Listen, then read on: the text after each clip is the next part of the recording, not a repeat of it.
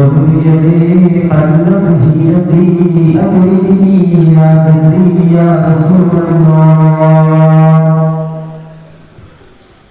رب اشرح لي صدري ويسر لي أمري واحلل عقدة من لساني يفقهوا قولي ബഹുമാനപ്പെട്ട സ്നേഹനിധികളായിട്ടുള്ള വിശ്വാസികളെ സഹോദരങ്ങളെ സഹോദരിമാരെ മഹനീയമായിട്ടുള്ള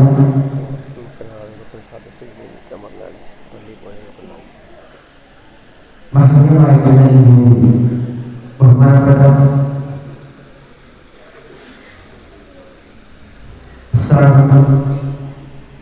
സമിതി ഭാരവാഹികളെ സൂചിപ്പിച്ചതുപോലെ തന്നെ വളരെ വിശാലമായിട്ടുള്ള ഒരു ഇടമാണ്.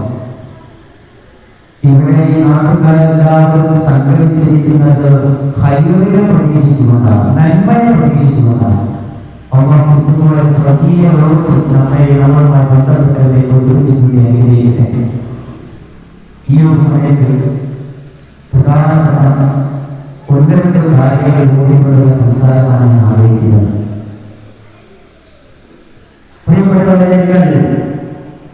അല്ലാഹു സുബ്ഹാനഹു വ തആല ആദരിച്ച മനുഷ്യരെ കണ്ടിട്ടുണ്ട്. അല്ലാഹു സുബ്ഹാനഹു വ തആല സ്നേഹിച്ച മനുഷ്യരെ നിങ്ങൾ കണ്ടിട്ടുണ്ടോ? നമ്മൾ ഒരാളെ സ്നേഹിക്കുമ്പോൾ അയാൾക്ക് വേണ്ടി നമ്മൾ എല്ലാം കാണും. ജീവിതത്തിൽ നമുക്ക് എന്തൊക്കെ വേണം അതൊക്കെ ഒഴിവാക്കും. ഒരു പ്രണയമുണ്ടെങ്കിൽ മാതാപിതാക്കളെ ഒഴിവാക്കും. കാമുകിന് വേണ്ടിയിട്ട് മാതാപിതാക്കളെ ഒഴിവാക്കും. അത്രക്കും വിലപിടിപ്പുള്ള പലരും ഒഴിവാക്കി പോകുന്നതല്ലോ. ഇഷ്ടത്തിന് വേണ്ടിയിട്ട് പല കഷ്ടപ്പാടുകളും സഹിക്കാൻ എല്ലാവരും തയ്യാറാണ്. എന്നാൽ പ്രിയപ്പെട്ട വിശ്വാസികളെ അല്ലാഹു സുബ്ഹാനഹു വ തആല ആദരിച്ച, ബഹുമാനിച്ച, സ്നേഹിച്ച, പരിഗണിച്ച ആളുകളെ നിങ്ങൾ കേട്ടിട്ടുണ്ടോ? ബഹുമാനപ്പെട്ട ഉസ്താദ് ഇവിടെ മുമ്പ് അതിനെപ്പറ്റി സൂചിപ്പിച്ചു. ആ സമയത്ത് എനിക്ക് ഓർമ്മ വന്ന ഒരു സംഭവമാണ് റസൂലുള്ളാഹി സ്വല്ലല്ലാഹു അലൈഹി വസല്ലം തങ്ങൾ പറഞ്ഞു വെച്ച ഹദീസ്. നബി സല്ലല്ലാഹു അലൈഹി വസല്ലം എന്തിനാണ് ഇബാദത്തുകളുമായിട്ട് മിഅ്റാജിന്റെ രാവിൽ ഏഴാം ആകാശത്തിൽ നിന്ന് ഭൂമിയിലേക്ക് ജിബ്രീൽ അലൈഹിസ്സലാമിന്റെ സാമീപ്യത്തിൽ പുറത്തെന്ന് പറയുന്ന ഒരു വലിയ വിഭാഗമായ മൃഗത്തിന്റെ പുറത്ത് കയറിയുള്ളത് ഭൂമിയിലേക്ക് വന്നപ്പോൾ മനുഷ്യന്റെ കൊണ്ടുവന്നത് 5 വക്ത് നിസ്കാരം. ഈ 5 വക്ത് നിസ്കാരത്തെ സംബന്ധിച്ച് നമ്മുടെ ഉലമാക്കളൊക്കെ പഠിപ്പിക്കുന്നത് എന്തിനാണ് നിസ്കാരം, എന്തിനാണ് ഇബാദത്ത്. ജീവിതം എന്ന് പറയുന്നത് എന്തിനു വേണ്ടിയിട്ടാണ്? മനുഷ്യൻ ജീവിക്കുന്നത് എന്തിനു വേണ്ടിയിട്ടാണ്? പണത്തിന്റെ പിന്നാലെ ഒരു കൂട്ടം ആളുകൾ പോകുന്നു. സമകാലിക സാഹചര്യം വെച്ച് നോക്കുമ്പോൾ ഒന്നും വേണ്ട, മൊബൈൽ മാത്രം മതി എന്ന് പറയുന്ന ഒരു കാലഘട്ടം. മൊബൈൽ മാത്രം മതി, വേറെ ഒന്നും വേണ്ട. കുട്ടികൾക്ക് ഭക്ഷണം വരെ വേണ്ട. ഭക്ഷണം കഴിക്കാൻ വിളിച്ചാൽ കുട്ടികൾക്ക് മൊബൈൽ മതി. കുറച്ച് കഴിഞ്ഞിട്ട് വരാം എന്നിട്ട് അത് കഴിഞ്ഞിട്ട് ഭക്ഷണം കഴിക്കാൻ വേണ്ടി കൊണ്ടുപോകുമ്പോൾ കുട്ടികൾക്ക് അപ്പോൾ വേണം മൊബൈൽ. ദുനിയാവിന്റെ എല്ലാവിധ സുഖങ്ങളും അനുഭവിക്കുന്ന ഒരു നൂറ്റാണ്ടിലാണ് നിലവിൽ നമ്മൾ ജീവിച്ചുകൊണ്ടിരിക്കുന്നത്. ഈ ഒരു നൂറ്റാണ്ടിൽ നമ്മുടെ മുമ്പിൽ എത്രത്തോളം സൗകര്യങ്ങളാണ് അല്ലാഹു സുബ്ഹാനഹു വ തആല ഒരുക്കി തന്നിട്ടുള്ളത്. ദൂരെയുള്ള മക്കളെ പോലും ഇവിടുന്ന് കാണാൻ പറ്റും, വീഡിയോ കോൾ ചെയ്താൽ. കാണാത്ത ആളുകളെ കണ്ടെത്താൻ നമുക്കിപ്പോ സോഷ്യൽ മീഡിയ ഉപയോഗിക്കാം. ഒരു വ്യക്തിയെ കാണുന്നില്ല, കാണാനില്ല എന്ന് പറഞ്ഞുകൊണ്ട് സോഷ്യൽ മീഡിയയിൽ ഒരു പോസ്റ്റും ഒരു ഫോട്ടോ ഇട്ടാൽ നിമിഷങ്ങൾക്കത് അത് കണ്ടെത്തുകയാണ്. പണ്ട് പോലീസ് സ്റ്റേഷനിൽ പോയാലും മാസങ്ങളോളം എടുക്കുന്ന ഈ കണ്ടെത്തലുകൾ നൈമിഷികമായ രൂപത്തിൽ പെട്ടെന്ന് പെടുങ്ങനെ നടക്കുന്ന ഒരു കാലഘട്ടത്തിൽ എന്തിനാണ് ഇബാദത്ത് എന്ന് 1400 വർഷങ്ങൾക്ക് മുമ്പ് വിശുദ്ധമായ ഖുർആൻ പരിചയപ്പെടുത്തുന്നുണ്ട്. എന്തിനാണ് ഇബാദത്ത്, എന്തിനാണ് ഒരു മുഅ്മിനിന്റെ ജീവിതം. ബിസ്മില്ലാഹിർ റഹ്മാനിർ റഹീം. സൂറത്തുൽ മുൽക്കിൽ അല്ലാഹു സുബ്ഹാനഹു വ തആല പറയുന്നുണ്ട്, തബാറകല്ലദീ ബിയദിഹിൽ മുൽക്കു വഹുവ അലാ കുല്ലി ഷൈഇൻ ഖദീർ الذي خلق الموت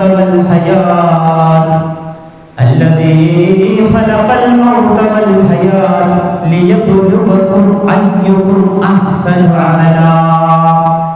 എന്തിനാണ് പ്രിയപ്പെട്ടവരെ ജീവിതം, എന്തിനാണ് പ്രിയപ്പെട്ടവരെ മരണം, എന്തിനാണ് പ്രിയപ്പെട്ടവരെ നമുക്ക് ഇബാദത്ത് ചെയ്യാൻ അല്ലാഹു നിർണയിച്ചിട്ടുള്ളത്, എന്തിനാണ് അല്ലാഹു സുബ്ഹാനഹു വ തആല 5 വക്ത് നിസ്കാരങ്ങളെ തന്നിട്ടുള്ളത്? എന്തിനാണെന്ന് അറിയുമോ? യബ്ലുവകും അയ്യുകും അഹ്സനു അമലാ. നിങ്ങളുടെ കൂട്ടത്തിൽ നല്ല പ്രവർത്തനം ചെയ്യുന്ന പ്രവർത്തകരെ കണ്ടെത്താൻ വേണ്ടിയിട്ടാണ്, നല്ല പ്രവർത്തനം ചെയ്യുന്ന മനുഷ്യരെ കണ്ടെത്താൻ വേണ്ടിയിട്ടാണ് വിശുദ്ധമായ ഖുർആൻ. ഇബാദത്തൊന്നും വെറുതെ അല്ല. അല്ലാഹു സുബ്ഹാനഹു വ തആല അതിന് കൂലി നൽകുമല്ലോ അല്ലേ?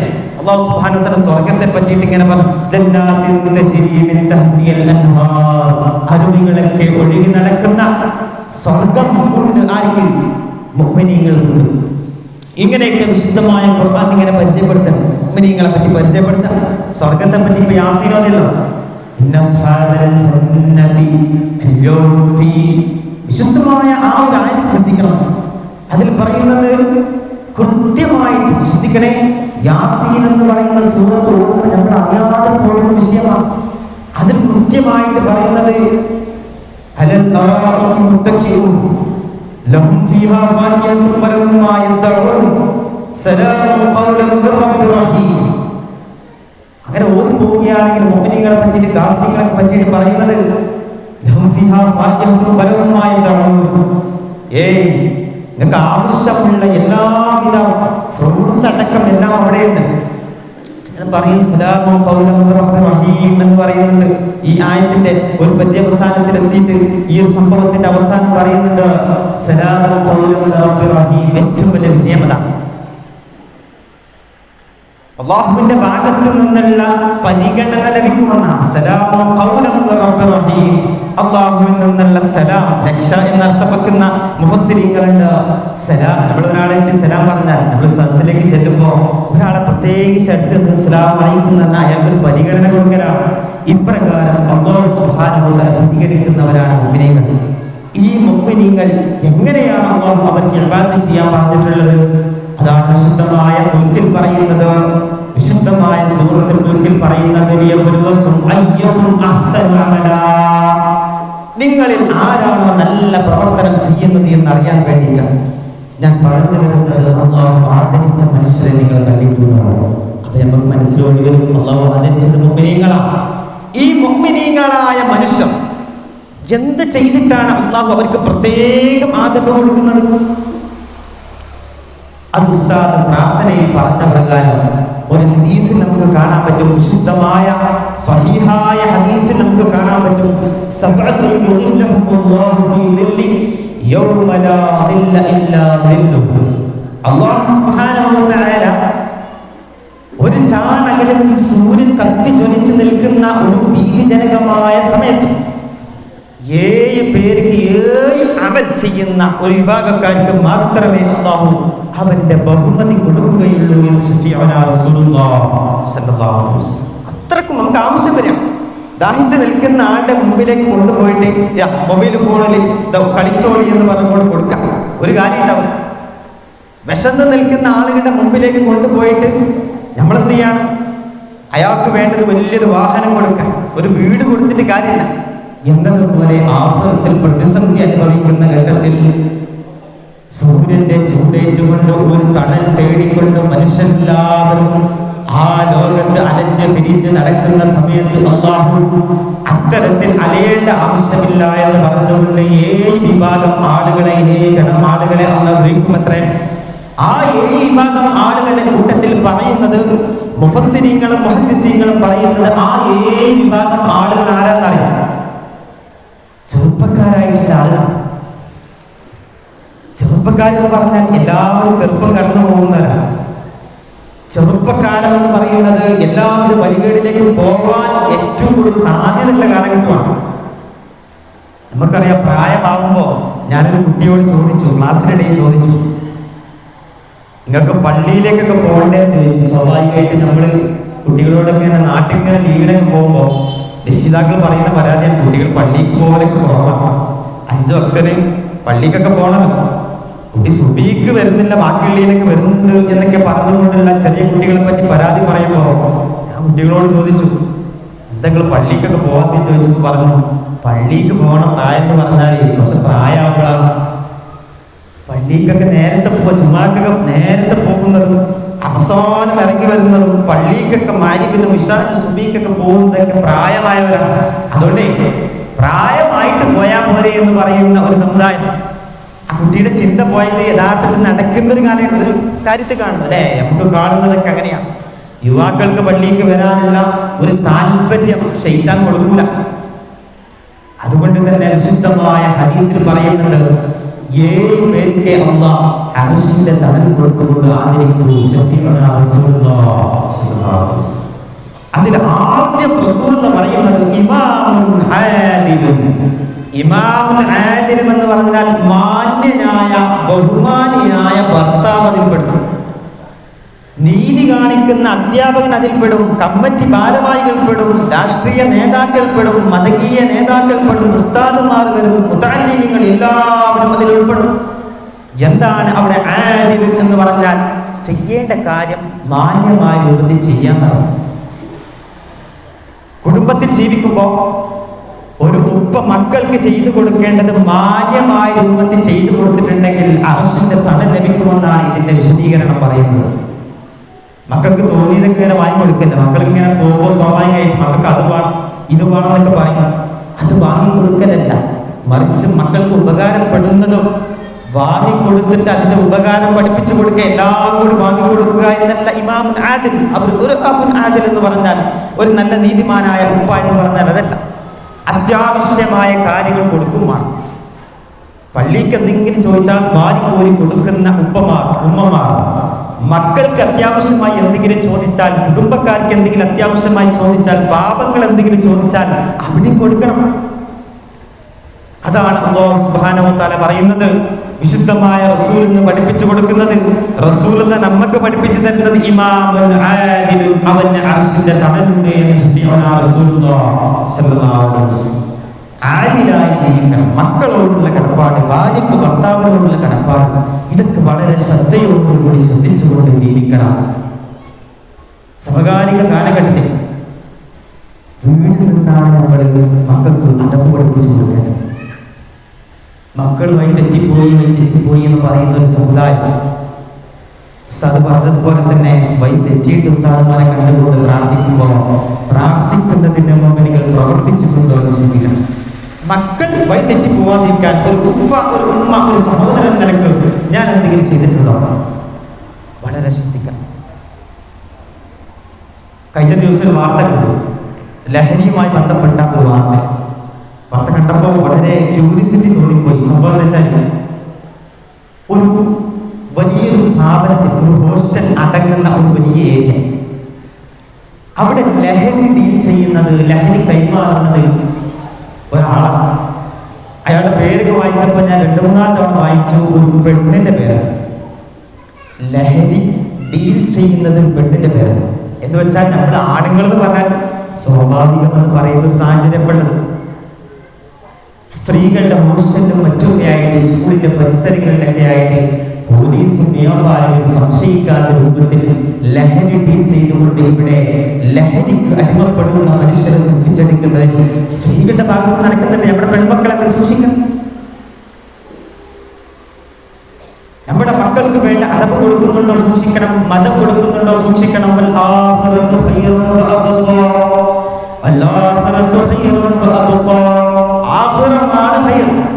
മതമാണ് വിജയിക്കും, മതത്തിനെ വിജയമുള്ളൂ. അത് കൃത്യമായിട്ട് മനസ്സിലാക്കണം. ഉമ്മമാരെ ബഹുമാനിക്കണം, ഉപ്പമാരെ ബഹുമാനിക്കണമെന്ന് പഠിപ്പിക്കുന്നത് മതമാണ്. ഉമ്മമാർക്ക് സ്ഥാനമുണ്ട്. ഒരു മുതിർന്ന ഒരാളെ കാണുമ്പോൾ എഴുന്നേറ്റ് നിൽക്കണം, ആദരിക്കണമെന്ന് പറഞ്ഞു കൊടുക്കുന്ന സംസ്കാരം ദീനിനെ ഉള്ളൂ. ദീനാണ് ആ സംസ്കാരം കാണിച്ചു കൊടുക്കുന്നത്. ആ സംസ്കാരത്തിന്റെ പാഠശാലയ്ക്ക് മുമ്പിലാണ് നമ്മൾ ഇരിക്കുന്നത്. മദ്രസയിലേക്ക് ഉസ്താദുമാർ വരുമ്പോൾ അവിടെ അസ്സലാമു അലൈക്കും എന്ന് പറയുന്ന കുട്ടികളൊക്കെ വഅലൈക്കും അസ്സലാം എന്ന് പറഞ്ഞുകൊണ്ട് എണീറ്റ് നിൽക്കുന്നു. അവിടെ പഠിപ്പിക്കപ്പെടുന്ന പഠനം എന്ന് പറയുന്നത് വലിയവരെ കാണുമ്പോൾ ബഹുമാനിക്കണം, പരിഗണിക്കണമെന്നാണ്. ഈ ശീലം 1-ാം ക്ലാസ്സിലൊക്കെ ആകുമ്പോൾ ഉസ്താദുമാർ പറഞ്ഞെടുക്കും. പരീക്ഷ ചെന്നാല് ആദ്യത്തെ ദിവസം ഉമ്മമാരും ഉപ്പമാരൊക്കെ ഇങ്ങനെ കാത്തിരിക്കുന്ന ദിവസമാണ്. മക്കൾ മുട്ടായി കൊണ്ടുവന്നിട്ട് ആദ്യം പറഞ്ഞു അസ്സലാമു അലൈക്കും എന്ന് ആ ഒരു വിളിയാണ് കാത്തിരിക്കുന്ന രക്ഷിതാക്കളായിരിക്കും. ആദ്യം കുട്ടികൾ പഠിക്കുന്നത് ഉസ്താദ് ക്ലാസ്സിലേക്ക് വരുമ്പോഴുള്ള സലാമാണ്. ഈ പാഠശാലയ്ക്ക് മുമ്പിൽ നിന്നുകൊണ്ട് ഞാനൊരു കാര്യം കൂടി പറയട്ടെ. ഈ പാഠശാലയിൽ പഠിപ്പിക്കുന്ന കാര്യങ്ങൾ വീട്ടിൽ പഠിപ്പിക്കണം. ഭാര്യ ഭർത്താക്കന്മാരായി ജീവിക്കുമ്പോൾ ഇവർക്കിടയിൽ നടക്കുന്നതായിട്ടുള്ള സംസാരങ്ങൾ മക്കളെ ബാധിക്കും. ഭാര്യയെ കാണുമ്പോൾ ഭർത്താവ് അസ്സലാമു അലൈക്കും എന്ന് പറയണം, സ്നേഹത്തോടു കൂടി വഅലൈക്കും അസ്സലാം എന്ന് പറഞ്ഞ് കാണിച്ചു കൊടുക്കണം. വീടിന്റെ പുറത്തേക്ക് പോകുമ്പോഴും വരുമ്പോഴും എല്ലാ സമയത്തും സലാം പറയാനും ഇങ്ങനെ സലാം പറഞ്ഞുകൊണ്ട് കാണിക്കുക, പരസ്പരം ബഹുമാനിക്കുക. ഭാര്യ ഒരു റൂമിലേക്കോ അല്ലെങ്കിൽ നമ്മുടെ അടുക്കലേക്കോ കടന്നു വരുമ്പോൾ ഭർത്താവ് പരിഗണിച്ചുകൊണ്ട് എണീറ്റ് നിൽക്കുക, മറിച്ചും എണീറ്റ് നിന്നു കൊടുക്കുക. സ്വാഭാവികമായിട്ട് ചെയ്യുന്ന കാര്യമാണല്ലേ. ഭർത്താവ് വരുമ്പോൾ ഭാര്യ എണീറ്റ്, അത് പരസ്പരം ബഹുമാനിക്കുക. ഈ പരസ്പര ബഹുമാനത്തിലൂടെയാണ് മക്കൾ കണ്ടുപഠിക്കുന്നത്. മക്കളിതൊക്കെ കണ്ടുപഠിക്കട്ടെ, ദീനിനെ കണ്ടുപഠിക്കട്ടെ. ദീനിനെ കണ്ടുപഠിച്ചാൽ ഇത്തരത്തിലുള്ള വികൃതി കൂട്ടുന്ന ഒരു മേഖലയിലേക്ക് മക്കളൊന്നും പോകില്ല. അല്ലാഹു അത്തരത്തിൽ നമ്മുടെ മക്കളെ ആക്കി തീർക്കട്ടെ. ഞാൻ പറഞ്ഞു വരുന്നത്, വീട്ടിൽ നമ്മുടെ സംസാരവും ശ്രദ്ധിക്കണം. മക്കളുടെ മുമ്പിൽ വെച്ചിട്ട് ഭാര്യയെ ചൂടാൻ പാടില്ല, ഉമ്മയെ ചൂടാൻ പാടില്ല. ഉമ്മയെ ചൂടായ മക്കൾ പഠിക്കാം. ഇതൊക്കെ പറ്റില്ലേ? ഈ മക്കളാണ് ജ്യേഷ്ഠത്തിയോടും ചേട്ടന്മാരോടും ജ്യേഷ്ഠന്മാരോടൊക്കെ തർക്കിക്കുന്നത്. നിസ്കാരത്തിന്റെ സമയമായ അസറും കൂടി ചേർത്ത് നിസ്കരിക്കുന്ന ഉമ്മാനെ കണ്ടിട്ടാണ് മകൾ പഠിക്കുന്നത്. സ്കൂളിൽ നിന്നും അങ്ങനെ വിചാരിക്കാം. നിസ്കാരം പോയാലും കുഴപ്പമില്ല. പള്ളിയിലേക്ക് പോകാത്ത ഉപ്പാനെ കണ്ടിട്ടാണ് ആൺകുട്ടികൾ പഠിക്കുന്നത്. പള്ളിക്ക് ഉപ്പ പോണില്ലല്ലോ. അപ്പോ ആ ഉപ്പാക്ക് മകനെ ഉപദേശിക്കാൻ പറ്റും. ഒരു രക്ഷിതാവ് വന്നിട്ട് എന്നോട് കാരണം പറഞ്ഞു, ഒരു പരാതി ബോധിപ്പിച്ചു. തങ്ങൾ ഉസ്താദ് ദ്വാരക്കണം, മോനിക്ക് ചെറിയ ദുശ്ശീലങ്ങളൊക്കെ ഉണ്ടെന്ന് പറഞ്ഞു.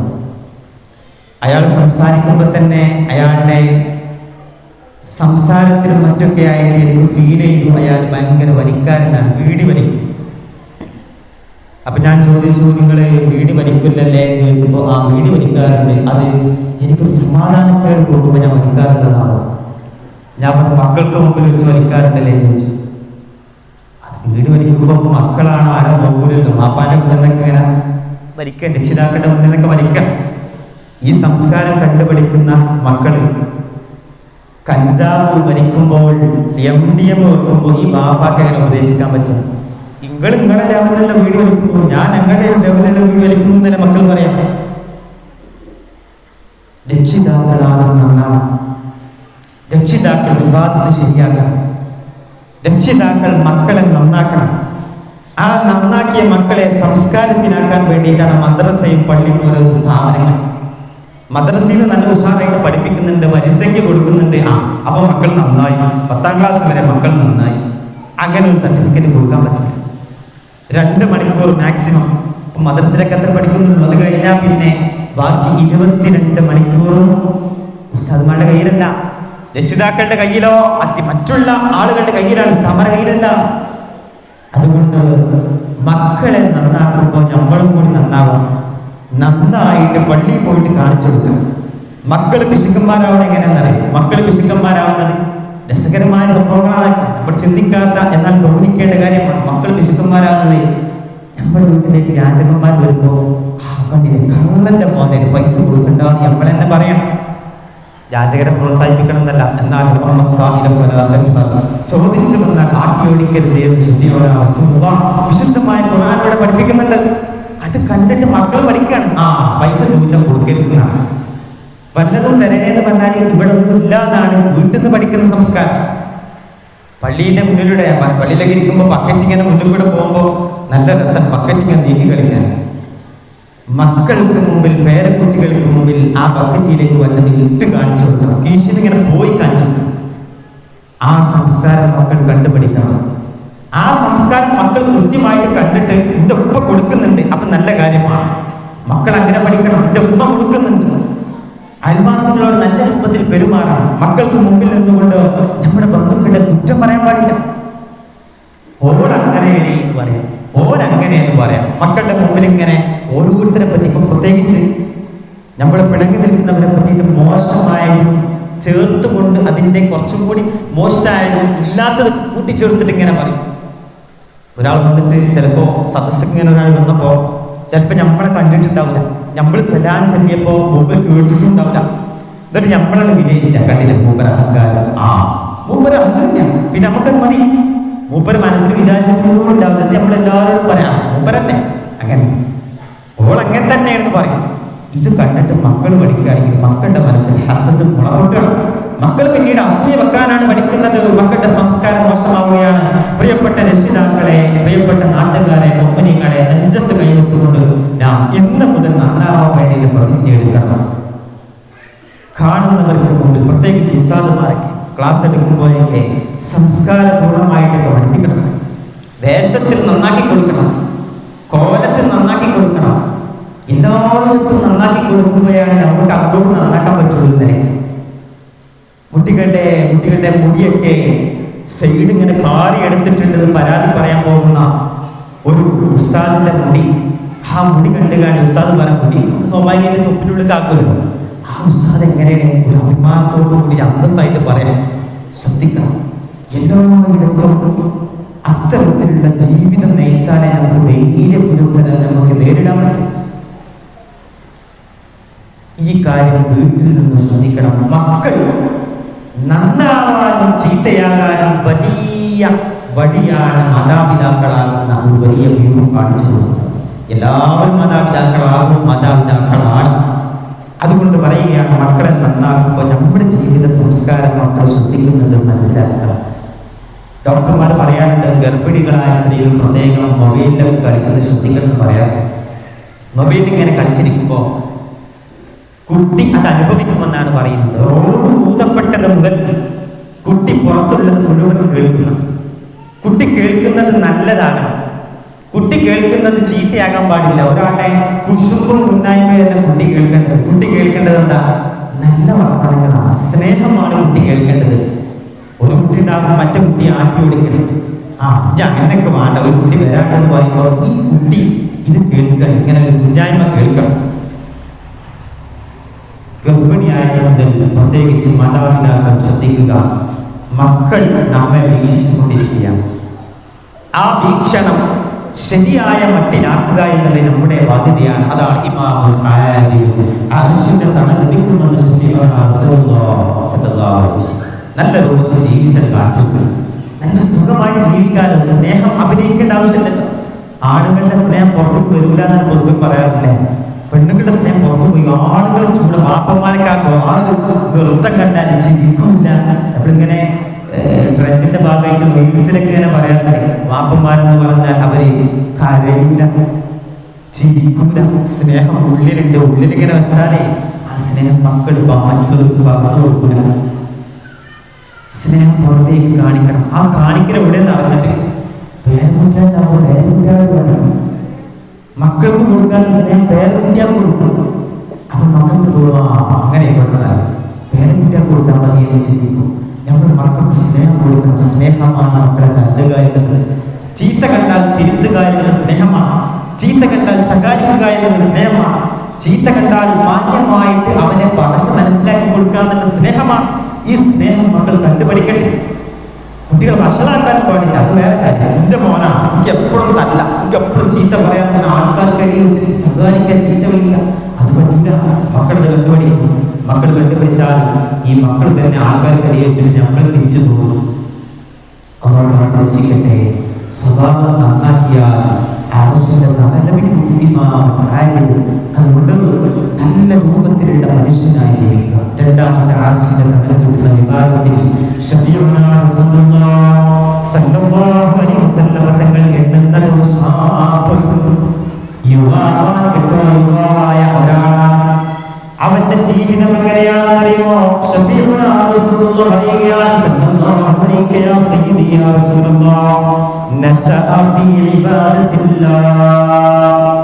അല്ലാഹു പറഞ്ഞ കാര്യം ചെയ്തുകൊണ്ട് ജീവിക്കുക. ഇബാദത്ത് എന്ന് പറഞ്ഞാൽ മഅസിയത്തല്ല, തെറ്റല്ല.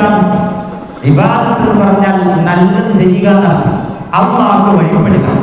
അല്ലാഹ് പറഞ്ഞത് എന്താണോ അത് കേട്ടുകൊണ്ട് ജീവിക്കുക. അങ്ങനെ ജീവിക്കുന്ന യുവാക്കൾക്ക് ശ്രദ്ധിക്കണേ, യുവാക്കൾക്ക് അർശിന്റെ തണലുണ്ട് എന്നാണ്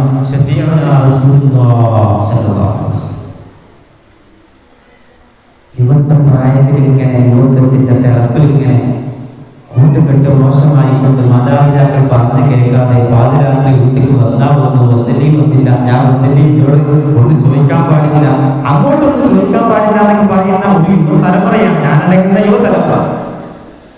ശ്രദ്ധിക്കേണ്ട വിഷയം, ഇബാദത്ത് നന്നാക്കിക്കൊണ്ട് ജീവിക്കുന്ന ഒരു യുവാവാണെങ്കിൽ ആർക്കും തടൽ ലഭിക്കാത്ത നാളിൽ അള്ളാഹ് തടൽ നൽകിക്കൊണ്ട് ആദരിക്കുമെന്ന് ശഫീഉനാ റസൂലുള്ളാഹ് സ്വല്ലല്ലാഹു അലൈഹി വസല്ലം. ഫീ ഇബാദത്തില്ലാഹ്, അല്ലാഹുവിനെ ആരാധിച്ചുകൊണ്ട് ജീവിക്കുന്ന യുവാക്കൾ, ഈ ആരാധനയിൽ പെട്ടതാണ് മാതാപിതാക്കളെ അനുസരിക്കുക. നേരത്തെ പറഞ്ഞതുപോലെ തന്നെ നല്ല നല്ല കാര്യങ്ങൾ ചെയ്യുക, വിദ്യകളൊക്കെ നേടുക, നല്ലതൊക്കെ പഠിക്കുക, നല്ലത് പഠിക്കുക, ചീത്തതൊക്കെ ഒഴിവാക്കുക. ആളുകളെ കണ്ടാൽ സലാം പറയുക.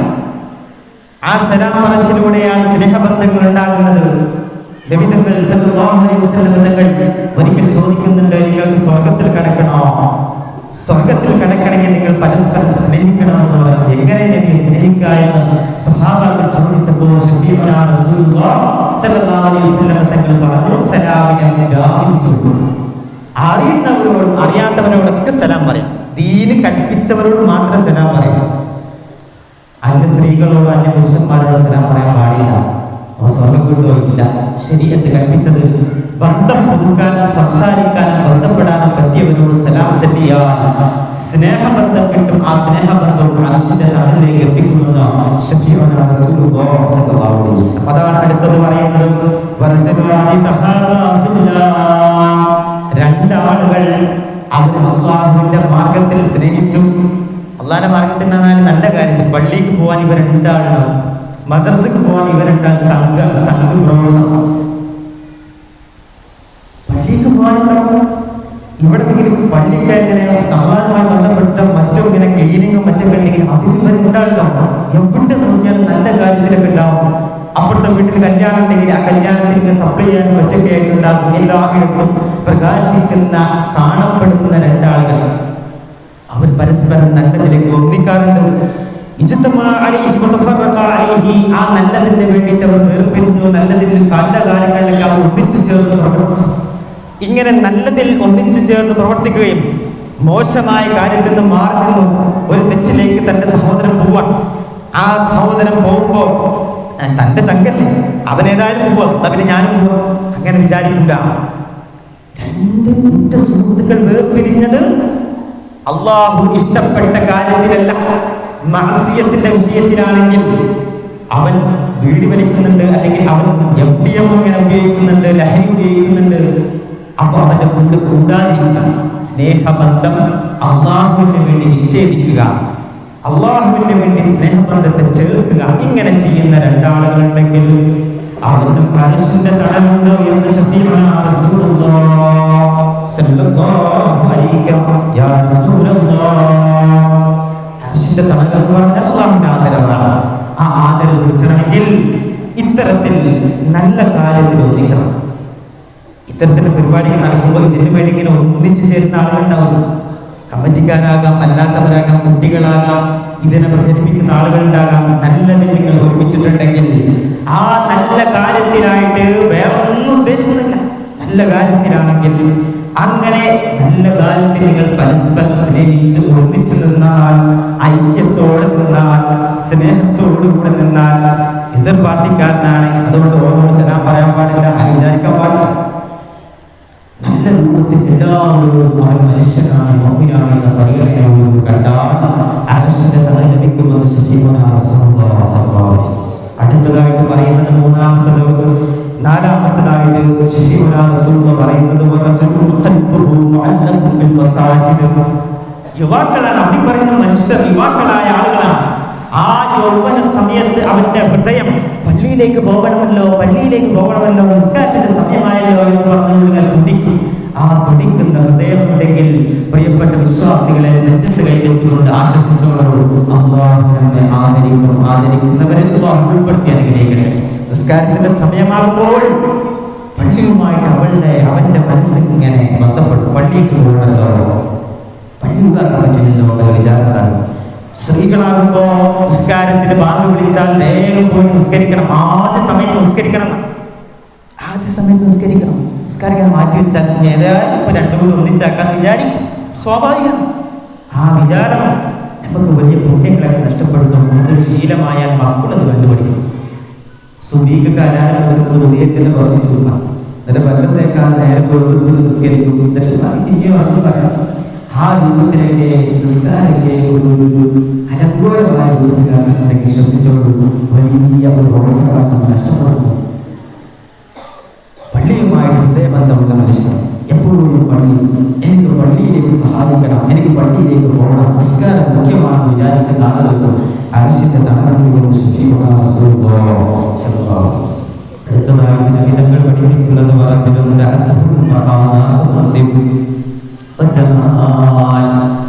സുന്ദരിയായിട്ടുള്ള ആകർഷിപ്പിക്കുന്ന രൂപത്തിൽ എതിർലിംഗം, അതായത് സ്ത്രീക്ക് പുരുഷനും പുരുഷന്റെ സ്ത്രീയും വശീകരിക്കുകയാണ്, വഴിതെറ്റിപ്പിക്കുകയാണ്.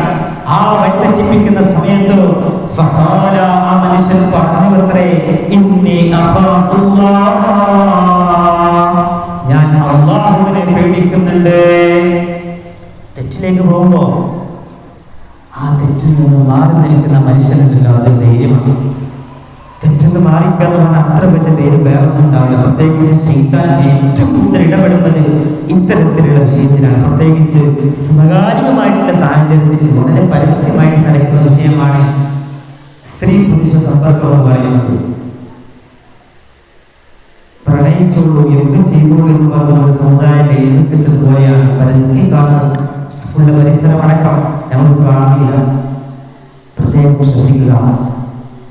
അങ്ങനെ ഒരു ബന്ധം നമുക്കുണ്ടെങ്കിൽ, ഹറാമായ ബന്ധമുണ്ടെങ്കിൽ നമ്മുടെ മക്കളും പഠിപ്പിച്ചു കൊടുക്കുന്ന വിശുദ്ധമായ ഹദീസുകളാണ്.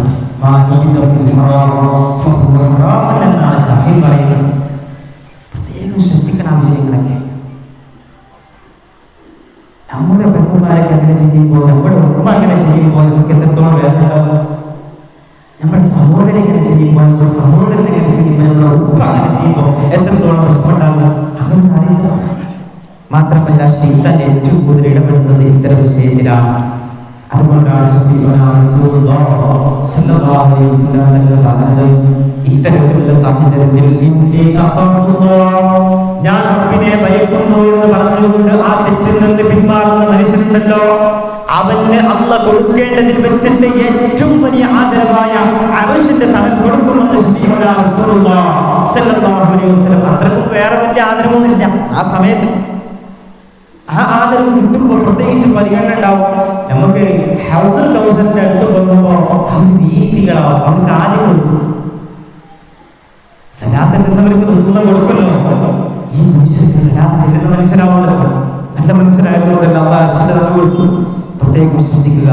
ഹറാമായ വഴിപ്പെട്ട ബന്ധങ്ങളിലേക്ക് പോകുമ്പോൾ അത് ഹറാമാണ് എന്ന വിഷയം അത് വശത്തും കിട്ടും. ആ തെറ്റിൽ നിന്നും പിന്മാറാൻ നിങ്ങൾക്ക് എന്തെങ്കിലും ഒരു തോന്നലുണ്ടെങ്കിൽ നിങ്ങൾക്ക് തോന്നണം അത് മോശം. അങ്ങനെ തോന്നുന്നുണ്ടെങ്കിൽ ഒരു സ്പാർക്ക് മനസ്സിലാക്കിക്കോളി. ആ സ്പാർക്കിൽ കുറിച്ച് കയറിയിട്ട് ആ ബന്ധം ഒഴിവാക്കിയാൽ അർശിന്റെ തണൽ കൊടുത്തുകൊണ്ട് ചെയ്യട്ടെ. അടുത്തത് പറയുന്നത്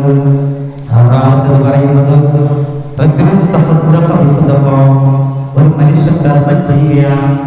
ആ ധർമ്മം ചെയ്യുന്നത് എങ്ങനെയാണ്? ആരും അറിയാത്ത രൂപത്തിലാണ്. ആരും അറിയാത്ത രൂപത്തിൽ സഹായിക്കണം. പലപ്പോഴും നടക്കാറുണ്ട്. പക്ഷെ നടക്കാറുണ്ട് പിന്നെ ആൾക്കാർ അറിയാൻ ചാൻസസ് കണ്ടുകാൻ പിന്നെ അറിയിച്ചു ആരോട് പറയേണ്ടതെന്ന് പറഞ്ഞു. ഞാൻ തന്നതാണ് ആരോട് പറയണ്ട എന്ന് പറഞ്ഞിട്ട് കൊടുക്കും. അത് നമ്മൾ മുഖേന അല്ലാതെ വേറെ ആൾ പറഞ്ഞാൽ കുഴപ്പമൊന്നുമില്ല, നമ്മളായിട്ട് പറയാൻ പാടില്ല. എന്നതിനർത്ഥം സംഭാവന കൊടുക്കും പേര് കൊടുക്കേണ്ടതല്ല, അത് വിളിച്ച് പറയേണ്ടതെന്ന് പറഞ്ഞാൽ ആരും അറിയാൻ പാടില്ല. ആരും അറിയാതെ ധർമ്മം ചെയ്തവരാണെങ്കിൽ അത് വേറെ എന്തെങ്കിലും പൈസ പോവാണ്. നമ്മളൊരു വണ്ടി എടുത്തുകാണ്ടി ആ വണ്ടി എടുത്ത് ആരോട് പറയാതിരിക്കില്ലല്ലോ. സ്റ്റാറ്റസും എന്തെങ്കിലും ഒരു പുതിയ സാധനം വാങ്ങാണെങ്കിൽ എല്ലാവരോടും പറയും. പറഞ്ഞാലും മുതലാവും, രണ്ട് അഭിപ്രായം കിട്ടണമല്ലോ. പെരയിലൊക്കെ എന്തെങ്കിലും സാധനം വാങ്ങാൻ രണ്ട് അഭിപ്രായം കിട്ടും, സന്തോഷം. അത് ഷായില്ലല്ലോ. പുതിയ എന്തെങ്കിലുമൊക്കെ വാങ്ങി പുതിയ വീട് വെച്ചാൽ 100 അഭിപ്രായം പറയാൻ ആൾക്കാരുണ്ടാവും. എന്നതുപോലെ ധർമ്മം ചെയ്താൽ പൈസ 1000 പോയി തന്നെ 1000 കൊടുത്തുകിട്ട് അത് ഷായി പറയാൻ ആട് വേണം എന്നല്ല മനസ്സിലുണ്ടെങ്കിൽ അർശിന്റെ തണൽ എന്ന് പറയുന്ന ഓഫർ നഷ്ടപ്പെടുന്നു. ആരും അറിയാതെ സഹായിക്കാൻ ശ്രദ്ധിക്കുക. പ്രത്യേകിച്ച് കൂടുതൽപ്പെടുന്ന കുടുംബക്കാരായ പാവങ്ങളുണ്ട്. പ്രവാസങ്ങൾ ഒഴിവാക്കിക്കുന്ന ആളുകളുണ്ടാവും.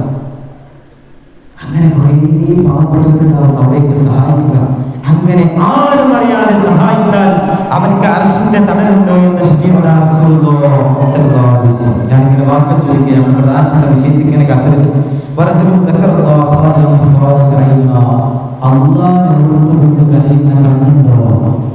അള്ളാനെ ഓർത്തുകൊണ്ട് കരയുന്ന കണ്ണുണ്ടെങ്കിൽ ആ കണ്ണുകൾക്ക് സ്വർഗമുണ്ടോ, കണ്ണുകൾക്ക് ആവശ്യത്തെ തണലുണ്ടോ എന്ന്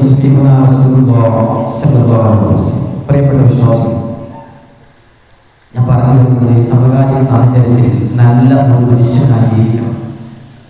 സാറെ ഞാൻ 6 വരെ കൊണ്ടിട്ടുണ്ട് എന്ന് പറഞ്ഞത് അഫാൻ എന്ന് പറയുന്ന സഹോദരൻ പോലീസ് സ്റ്റേഷനിലേക്ക് പോകുന്നു. നമുക്കറിയാം, അഫാൻ എന്ന് പറയുന്ന സഹോദരൻ പോലീസ് സ്റ്റേഷനിലേക്ക് പോയി പറയാം, സാറെ ഞാൻ 6 വരെ കൊണ്ടിട്ടുണ്ട് എന്ന് പറയും. എന്തോ ഒരു ഫിലിമിൽ കാണിച്ച പോലെയാണ് 6 വരെ സാറെ ഞാൻ കൊണ്ടിട്ടുണ്ട്.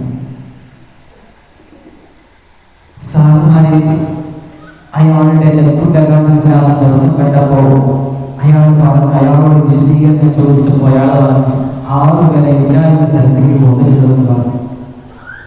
പോലീസ് സ്റ്റേഷനിൽ നിന്നൊരു വാഹനം ആദ്യം പറഞ്ഞ സ്ഥലത്തേക്ക് പോയപ്പോൾ അവിടെ ഒരു രക്തത്തിൽ കുളിച്ചു കിടക്കുന്ന ഒരു സ്ത്രീ ഉണ്ടായിരുന്നു. അത് അഫാന്റെ ഉമ്മയായിരുന്നു.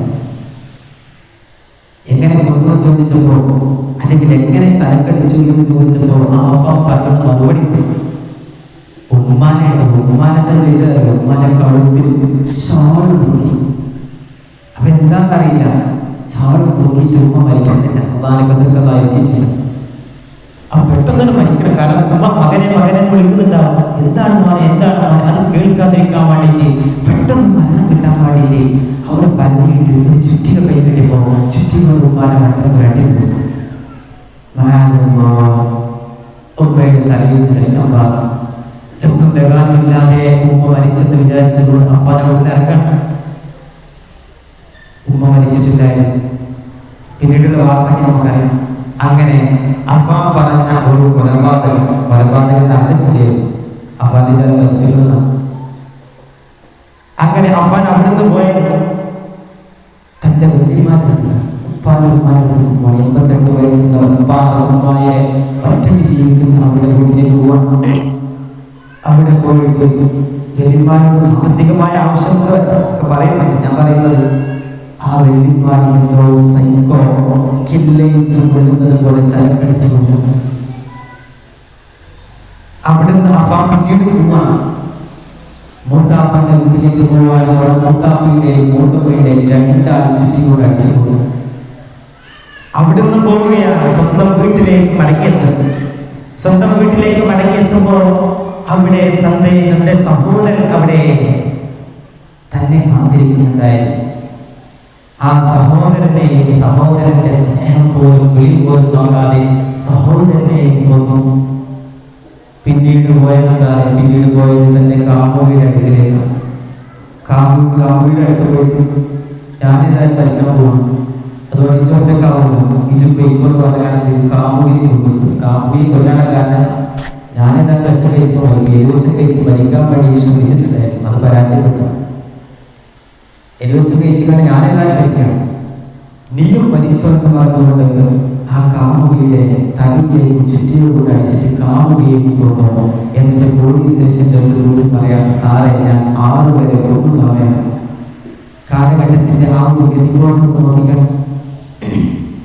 ഇതൊക്കെ എവിടുന്ന് പഠിക്കണമെന്ന് ചുറ്റിക്കൊണ്ട് അടിച്ചിട്ട് രസങ്ങളെ കണ്ടെന്ന ചോരങ്ങൾ തെളിക്കുന്ന കാണുമ്പോൾ അതാണ് ധീരത. എന്റെ ധീരത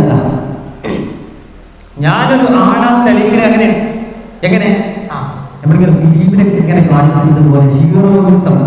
ഞാൻ നെഞ്ചത്ത് കൈവച്ചുകൊണ്ട് ഞാൻ തന്നെ പറയാം, മനുഷ്യരെ വഴികേടിലേക്ക് നയിക്കുന്നത് സിനിമകളാണ്, ചലച്ചിത്രങ്ങളാണ്. മനുഷ്യർക്ക് ഗുണം പഠിപ്പിച്ചു കൊടുക്കുന്നുണ്ടോ ചോദിക്കുകയാണെങ്കിൽ മനുഷ്യർക്ക് ഈ കാണുന്ന ഒരു സംസ്കാരം കൊടുത്തത് ചലച്ചിത്രമാണ്.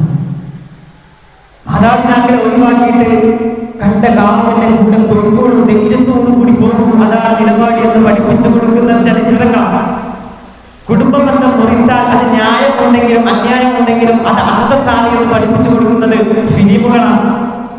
എന്തിനാണോ പറയണം, ലഹരി ഉപയോഗിക്കുന്നത് പ്രൗഢിയുടെ അടയാളമാണെന്ന് പഠിപ്പിച്ചു കൊടുക്കുന്ന ഫിലിമാണ്. പഴയ ഫിലിമിലൊക്കെ ഇങ്ങനെ പറയപ്പെടുന്ന നെറ്റിയൊക്കെ അന്തസ്സായിട്ട് വലിച്ചിട്ടാണ് നടൻ ഹീറോസ് കാണിക്കുന്നത്. ഇപ്പൊ എന്താ പഠിപ്പിച്ചു കൊടുക്കുക, എങ്ങനെ MDMA ഉപയോഗിക്കാം, എങ്ങനെ കഞ്ചാവ് ഉപയോഗിക്കാം എന്ന് പഠിപ്പിച്ചു കൊടുക്കുന്ന രൂപത്തിലാണ് ഇപ്പോൾ സിനിമ ലോകമുള്ളത്. സിനിമ കണ്ടിട്ട് തന്റെ ഉമ്മയുടെ ചെറിയ കൈക്കുഞ്ഞിനെ കിണറ്റിലേക്ക് ഇട്ട സഹോദരിയുടെ കഥയാണ് പഠിച്ചിട്ടുണ്ടല്ലോ, കണ്ടിട്ടുണ്ടാവും വാർത്തയിലെ. എന്താ കാര്യം? ഉമ്മ തമാശക്ക് പറഞ്ഞു പുതിയ കുട്ടിയെ കിട്ടി, ഞാൻ എന്നെ പോകണ്ട, തമാശക്ക് പറഞ്ഞതാണോ? അപ്പൊ കുട്ടിയുടെ മനസ്സിലായി ഈ കുരിപ്പ് വളർത്താൻ ശരിയാവില്ല, ഭാവിക്ക് ദോഷം. രാത്രി ഉമ്മ കിടക്കുമ്പോ ഉമ്മയുടെ അടുത്തുനിന്ന് തന്റെ സഹോദരനെയോ സഹോദരിയെയോ ആ കുട്ടിക്ക് എടുത്തിട്ട് ആഴമുള്ള കിണറ്റിലേക്ക് ഇട്ടുകൊണ്ട് ഇങ്ങനെ നമ്മൾ തമ്മിൽ നമുക്കൊരു മുന്നിലേക്ക് ശത്രുവായിട്ട് വരുന്ന ആളെ എങ്ങനെ കൊല്ലാം, എങ്ങനെ മാറ്റി നിർത്താം, കിണറ്റിലേക്ക് ഇട്ടാൽ കൊല്ലപ്പെടുമെന്ന് പഠിപ്പിക്കാം. ഇതൊക്കെ എവിടുന്നാണ് കുട്ടികൾ പഠിക്കുന്നത്? എന്നിട്ട് പറയുന്നുണ്ട് അഫാന്റെ കേസിൽ പറയുന്നില്ല, പോലീസ് സ്റ്റേഷനിലേക്ക് പോകാതെ രക്തം പുരണ്ടു നിൽക്കുന്ന ആ ചുറ്റികയുമായിട്ടാണ് പോകും. പല കേസുകളൊക്കെ ചെറിയ നിസ്സാരമായ കേസ് കേരളത്തിന് പുറത്തുള്ള ഒരു സംസ്ഥാനത്തിൽ സംഭവമാണ്. സംഭവിച്ചാൽ ഭാര്യ വീട്ടിലേക്ക് ചെന്നപ്പോൾ ഭാര്യയോട് ഭർത്താവ് പറയാം, ഈ കൊണ്ടുവന്ന കോഴി, ഈ കോഴിയുടെ കാലെനിക്ക് തരണം, അതൊക്കെ തോന്നമാണ്, എന്നിട്ട് കോഴിക്കറി വെക്കാൻ ആവശ്യം. ഭാര്യ കോഴിക്കറി വെച്ചു. കറിയൊക്കെ എടുത്ത് ഇങ്ങനെ പാത്രത്തിൽ പൊഴിക്കുന്നത് കണ്ടപ്പോ അവിടുത്തെ മകൻ വന്നുകൊണ്ട് പറഞ്ഞു, ഉമ്മ ആ കാര്യം എനിക്ക് തരുമോ ചോദിച്ചപ്പോ കുട്ടിയുടെ ആ സ്നേഹത്തിന്റെ സ്വരം നീ കഴിച്ചോ എന്ന് പറഞ്ഞു. ഉമ്മ ആ കോഴിന്റെ കാല് മകനെടുത്തു. ഉപ്പ ഭക്ഷണം കഴിക്കാൻ വേണ്ടി ഇരുന്നു. കറിയുടെ പാത്രത്തിൽ എത്ര കോഴിയുടെ കാല് വേണ്ടിയിരുന്നു. ദേഷ്യം പിടിച്ചുകൊണ്ട് പറഞ്ഞു, എടി എന്നോട് ഞാൻ പറഞ്ഞതല്ലേ, എവിടെ കാര്യം കോഴിയുടെ ചോദിച്ചപ്പോ ആ ഭാര്യ പറഞ്ഞു, നമ്മുടെ മകൻ ചോദിച്ചപ്പോ, മകനിങ്ങനെ വാശി പിടിച്ചപ്പോ, മകനല്ലേ നമ്മുടെ മകനല്ലേ എന്ന് കൂടി ഞാൻ കൊടുത്തു എന്ന് പറഞ്ഞപ്പോ ദേഷ്യം പിടിച്ചുകൊണ്ട് ആ ഭർത്താവ് ഇടക്കടിയിൽ നിന്ന് ഒട്ടിക്കൊക്കെ എടുത്തുകൊണ്ട് ഭാര്യയുടെ തലയിലേക്ക് വാഴ വിട്ടിട്ട്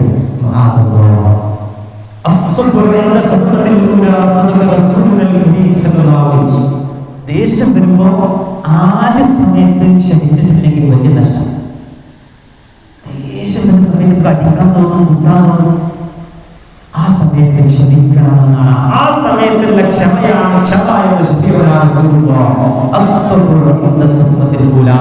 പിന്നെ ക്ഷമിച്ചിട്ട് കാര്യമില്ല.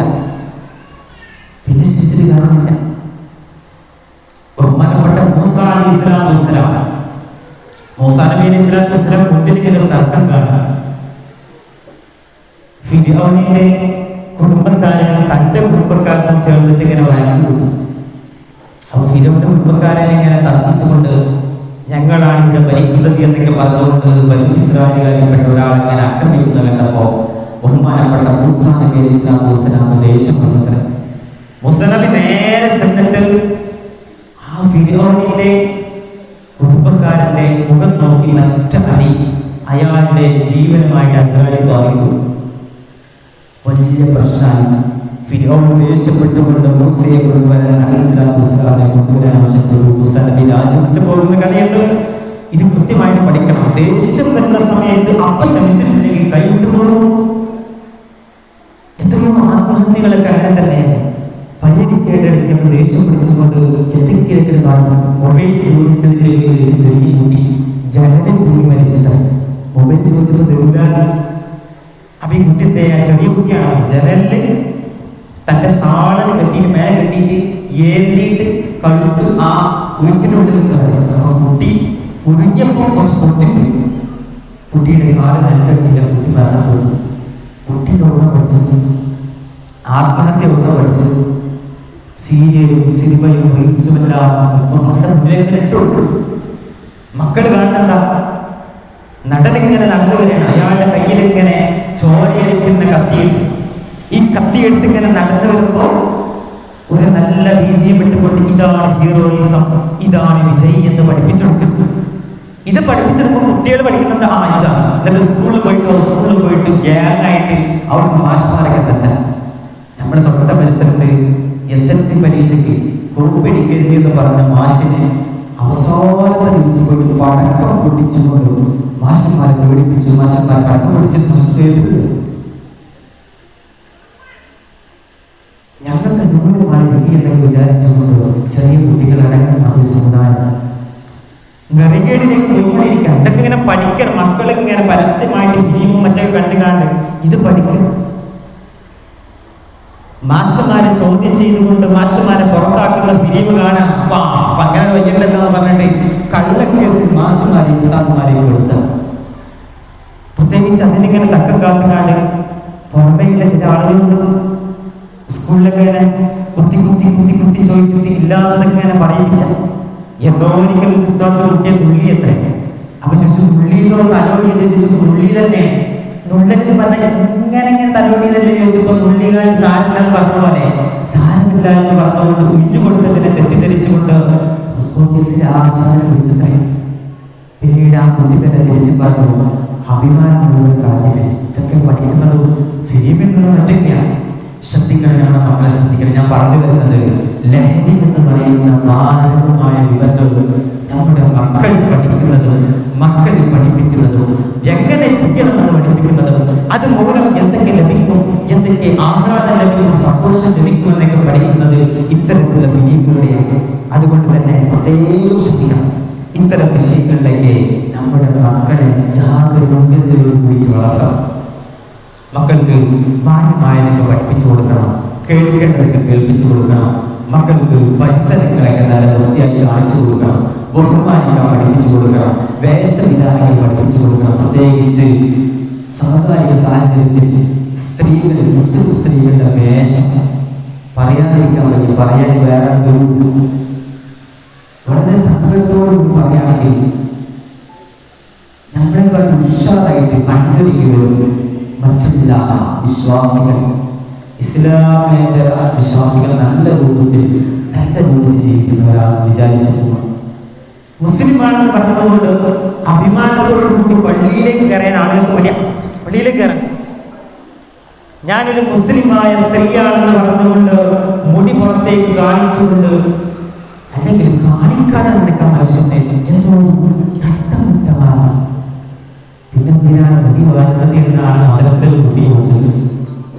ചെറിയ മുടി എന്താ തട്ട നേരിടാന്ന് വെച്ചപ്പോൾ ഉമ്മ കഷ്ടപ്പെട്ട് കണ്ട് മുടി വാങ്ങുക. ആ വാർത്ത തന്നാ മുടിയില്ലല്ലോ, അത് തട്ടട്ട ചിലപ്പോൾ കാണില്ല. അപ്പൊ അങ്ങനെയൊക്കെ വിചാരിച്ചിട്ട് മക്കളെ ചെറുപ്പത്തിൽ നിങ്ങൾ ദുഷിതൊക്കെ പഠിപ്പിക്കാൻ പാടില്ല. ചെറിയ മക്കൾക്ക് സ്കൂളിൽ പോകുമ്പോൾ അവർക്ക് തട്ടം വിട്ടുകൊണ്ട് പഠിപ്പിച്ചു കൊടുക്കണം.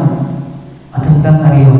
പ്രാകൃതിയായ ഒരു സ്ത്രീ തന്റെ ആകൃതമാകുന്ന മുടി പുറത്തേക്ക് കാണിച്ചാണ് അവർക്ക് സ്വർഗം ലഭിക്കുന്ന അനുഗ്രഹങ്ങളും ലഭിക്കുന്നത്. മഹതിയായ ആയിഷ റളിയല്ലാഹു തആല അൻഹ, ആയിഷ ബീവിക്ക് ഭയങ്കര ആഗ്രഹം ഉണ്ടായി. എന്താണെന്നറിയോ? റസൂലിന് അത്ര ഇഷ്ടപ്പെടുന്ന ഭാര്യയാണ് ആയിഷ റളിയല്ലാഹു അൻഹ.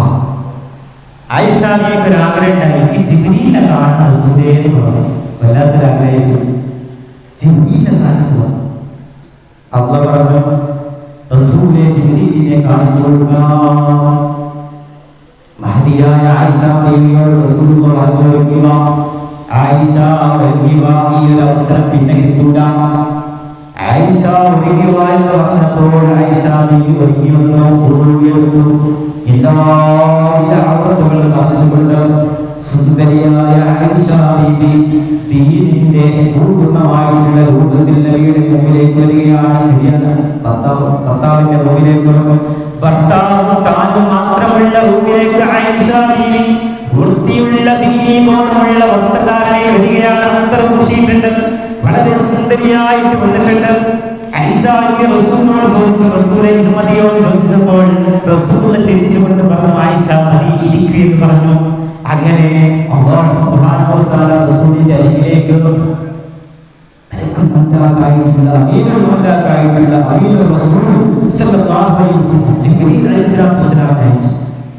ജിബ്രീൽ അലൈഹിസ്സലാത്തു വസ്സലാം വന്നു. ജിബ്രീൽ വന്നപ്പോൾ റസൂലുള്ളാഹി പറഞ്ഞു, ആയിഷ നോക്ക് ജിബ്രീലിനെ കണ്ടോ?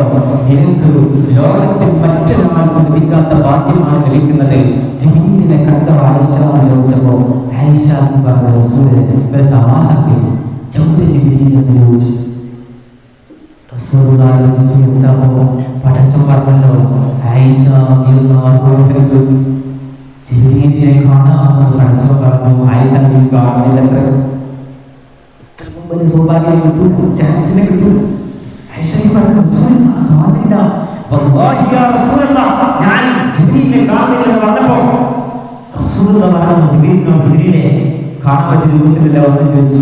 അതേ റസൂലേ പറഞ്ഞു. ആയിഷ കേട്ടില്ല. ജിബ്രീൽ മടങ്ങിപ്പോയി. ആയിഷ പൊട്ടിക്കരയുന്ന ആയിഷ തന്റെ ഇഷ്ടപാത്രമായ റസൂലിനോട് പറഞ്ഞു, അല്ലാഹു എന്നോട് പറഞ്ഞല്ലോ ജിബ്രീലിനെ കാണാം. എന്നിട്ട് ജിബ്രീൽ എന്താ കാണിച്ചരാത്ത എന്ന് ചോദിച്ചുകൊണ്ട് കരഞ്ഞുകൊണ്ട് തന്നെ കുട്ടിന്റെ പ്രായത്തിലെ വാശി കാണിച്ചു.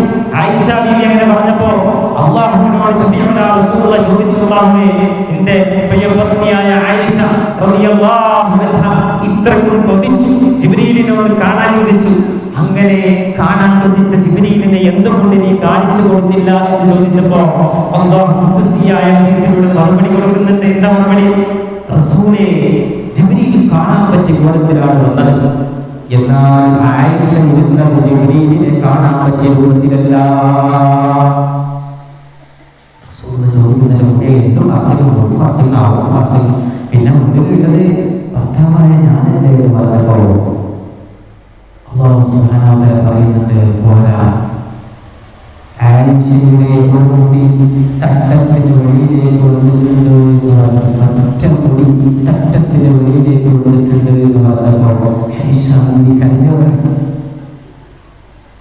ഒറ്റ മുടി കാണിച്ച കാരണത്താണ് ലോകത്തിൽ മറ്റൊരാൾക്കും വാഗ്ദാനം ചെയ്യപ്പെടാത്ത ജിബ്രീൽ അലൈഹിസ്സലാത്തു വസ്സലാമിനെ കണ്ടു എന്ന് പറയുന്ന ഭാഗ്യം നഷ്ടപ്പെട്ടു.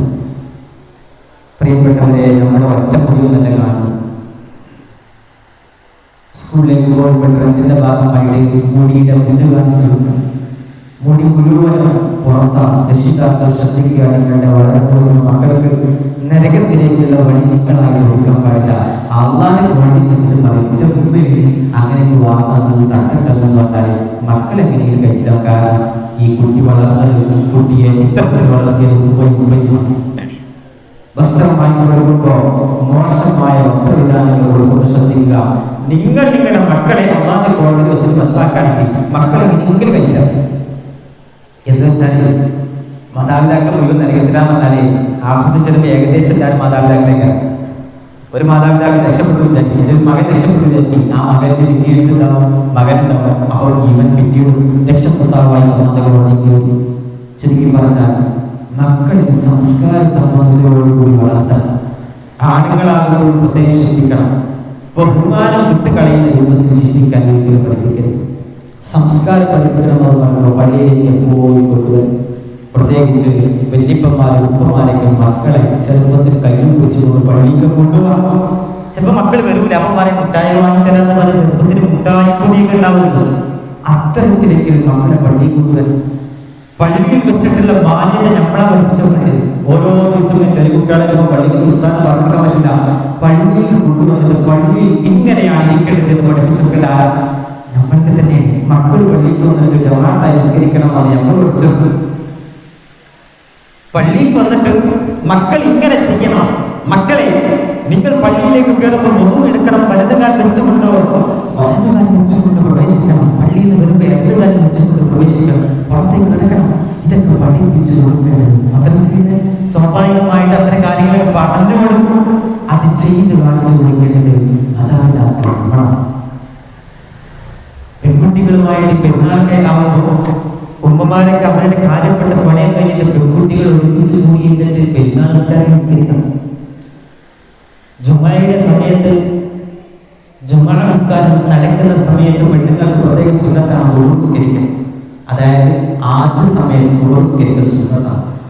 വുളു നിസ്കരിക്കുന്ന നിർബന്ധം. അതിന്റെ കൂടെ തന്നെ ആദ്യ സമയത്തായിട്ട് പ്രത്യേക സുന്നത്താണ്.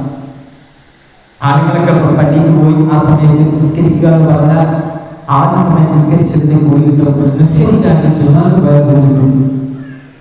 പള്ളിക്ക് പോയി പെണ്ണുകൂടിന്റെ വീടിന്റെ ഉള്ളറങ്ങളിൽ നിന്ന് നിസ്കരിച്ചാൽ അത് പള്ളിയിൽ നിസ്കരിച്ചതിന് സമാനമായി എന്ന് ഷാഹിദ് കാണാൻ പറ്റും. കൂലി കിട്ടാനാണ് അവരൊക്കെ ചെയ്യണമെന്നെങ്കിൽ കൂലി എല്ലാവർക്കും തുല്യം. ഉമ്മാക്ക് കിട്ടുന്ന കൂലി വാപ്പാക്കില്ലല്ലോ. ഉമ്മാക്ക് കിട്ടുന്ന കൂലി വാപ്പാക്കില്ല, വാപ്പാക്ക് കിട്ടുന്ന കൂലി ഉമ്മാക്കില്ല. റസൂലിന്റെ അടുത്തേക്ക് ഒരാളോട് ചോദിച്ചു, റസൂലിനെ ഞാനെനിക്ക് കുറെ ബന്ധങ്ങളുണ്ട്, കുറെ സുഹൃത്തുക്കളുണ്ട്, കുടുംബക്കാരുണ്ട്, എനിക്ക് ബാധ്യത ഏറ്റവും കൂടുതൽ ആളോടാണെന്ന് ചോദിച്ചു. ആ മനുഷ്യൻ ചിന്തിച്ചിട്ട് പോലും മനുഷ്യൻ ചിന്തിച്ചത് അയാളുടെ ജീവിതത്തിൽ ചോദ്യങ്ങൾ പറയുമ്പോൾ വിചാരിച്ചു. പക്ഷെ റസൂൽ പറഞ്ഞത് ഉമ്മാനോടാണ് നീ കടപ്പെട്ടിരിക്കുന്നത്. ഉമ്മ എനിക്ക് ചെയ്തു തന്ന കാര്യങ്ങളുണ്ട്, നൊന്ത് പ്രസവിച്ചു, അതിന്റെ കണക്കും കാര്യങ്ങളും പറഞ്ഞില്ലെങ്കിലും പറഞ്ഞാൽ കൂടിയുകയും നിന്നെ നൊന്ത് പ്രസവിച്ചു, നിന്നെ പോറ്റി വളർത്തി, മകൻ നന്നായിട്ടുണ്ടെങ്കിൽ കുഴിയുകൾ ക്രെഡിറ്റ് ഉമ്മാക്ക് പോകും. കാരണം ബാപ്പ ജോലിക്ക് പോയാലും മക്കളെ മകനേക്കാൻ മക്കളെ മനസ്സിലേക്ക് പറഞ്ഞേക്കാൻ വേണ്ടിയിട്ട് സുബിക്ക് നേരത്തെ എഴുതി സുബിസ്കരിച്ച് ഖുർആൻ പോലും ഒത്തുപോലും നടന്നുകൊണ്ട് പോകുന്ന ഉമ്മ മക്കളെ ചേർത്ത് പിടിച്ചുകൊണ്ട് പുറം കഴിയുമ്പോൾ നിസ്കരിക്കേണ്ട മക്കളാണ് നിസ്കരിപ്പിച്ചുകൊണ്ട് തൊപ്പി ധരിപ്പിച്ചുകൊണ്ട് മാന്യമായതുകൊണ്ട് ഭക്ഷണം കൊടുത്ത് മദ്രസയ്ക്ക് പറഞ്ഞേക്കുന്നുണ്ടെങ്കിൽ ആ മകനെ നന്നാക്കി ഉമ്മാക്കാം. അതിന് വേണ്ട സപ്പോർട്ട് വാപ്പ കൊടുക്കുന്നുണ്ടെങ്കിൽ ആ സപ്പോർട്ട് വാപ്പാക്കാം. പഠിക്കാനുള്ള എല്ലാ ഒരുക്കങ്ങളും കൊടുക്കുന്ന വാപ്പാക്ക് പോയിട്ടേ റസൂൽ പറയാണ്, എന്റെ ഉമ്മയോട് നീ ഏറ്റവും കൂടുതൽ കടപ്പെട്ടിരിക്കുന്നു എന്ന് പറഞ്ഞു. ആ ഉമ്മ ആ ഒന്നാമത്തെ ഉമ്മ. റസൂലിന്റെ രണ്ടാമത്തതായിട്ട് ഞാൻ ആരോടാണ് കടപ്പെട്ടിരിക്കുന്നത്? ഉമ്മയോട് തന്നെയാണ്. ഒന്നും രണ്ടും ഉമ്മയോടും. ഓക്കെ, അപ്പൊ ഉമ്മക്ക് കുറച്ച് സ്ഥാനം നൽകിയപ്പോൾ റസൂലിനെ മൂന്നാമതായിട്ട് ഞാൻ ആരോടാണ് ഏറ്റവും കൂടുതൽ കടപ്പെട്ടിരിക്കുന്നത്? റസൂൽ അപ്പോഴും പറഞ്ഞു, എന്റെ ഉമ്മയോടാണെന്ന് പറഞ്ഞപ്പോ സ്വഹാബിയുടെ പ്രവേശിച്ചു.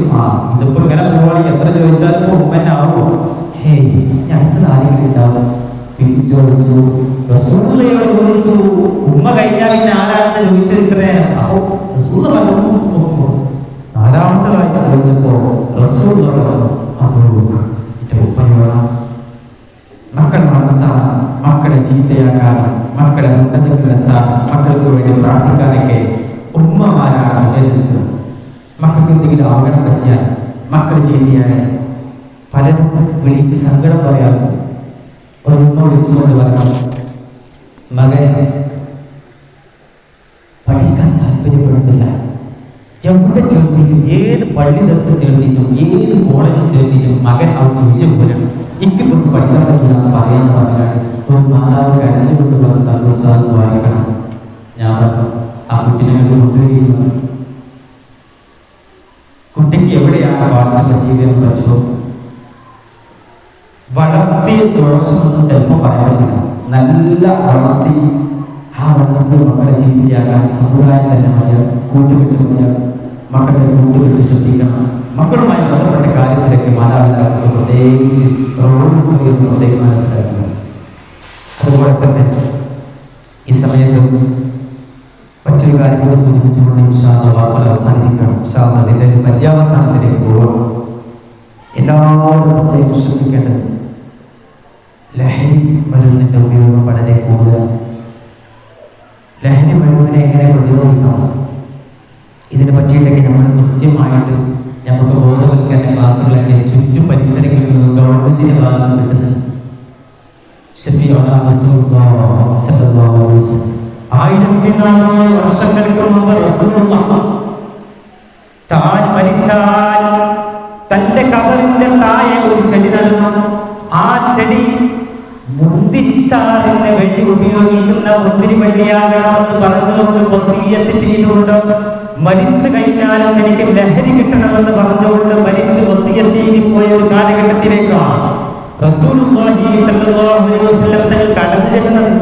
റസൂൽ ചെന്നപ്പോ ഹവാരിയത്തിന് ചുറ്റും ലാത്തയും ഉസ്സയും മനാത്തയും അവിടെ വന്നിട്ട് ആരാധനയുടെ ഭാഗമായിട്ട് ലഹരികൾ ഉപയോഗിക്കാം.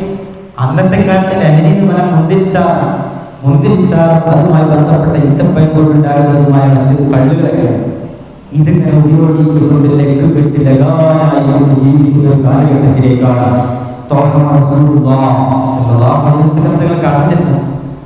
ബഹുമാനപ്പെട്ട നമുക്കെല്ലാവർക്കും സുപരിചിതനായിട്ടുള്ള ഉമറുൽ ഫാറൂഖ് റളിയല്ലാഹു അൻഹു.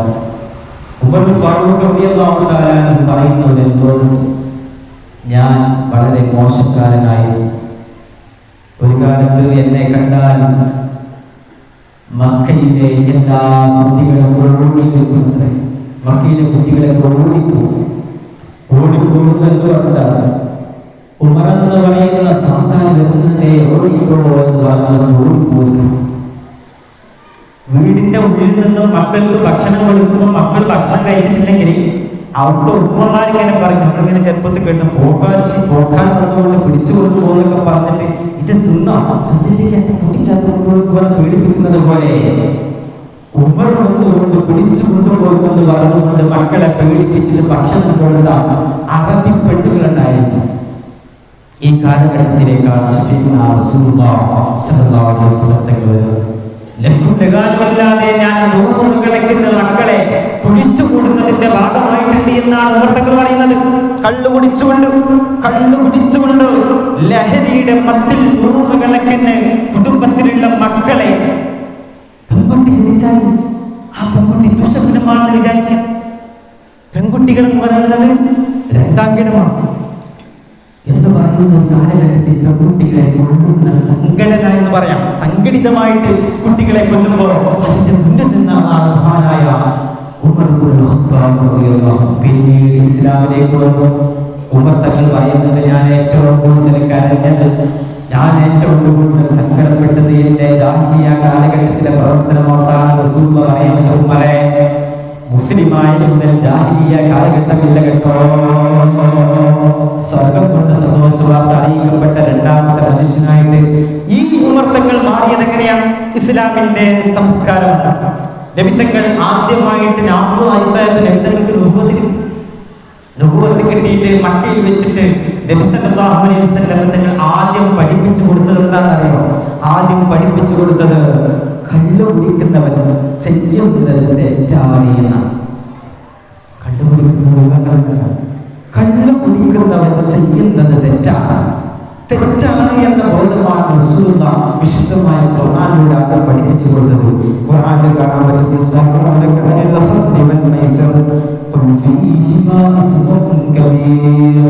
റസൂലേ, അങ്ങയുടെ അടുക്കൽ വന്നുകൊണ്ട് കുറെ ആളുകൾ ചോദിക്കുന്നുണ്ട്, എന്താണ് കള്ളു കുടിക്കുക, കൈ നനക്കാതെ പൈസ ഉണ്ടാക്കുക, ചൂതാട്ടം കളിക്കുക, ഇതിന്റെയൊക്കെ മസാല എന്താണ് റസൂലേ എന്ന് ചോദിക്കുമ്പോൾ റസൂലേ നിങ്ങൾ പറഞ്ഞു കൊടുക്കണം, അത് കുറ്റമാണ് കേട്ടോ എന്ന് പറഞ്ഞു.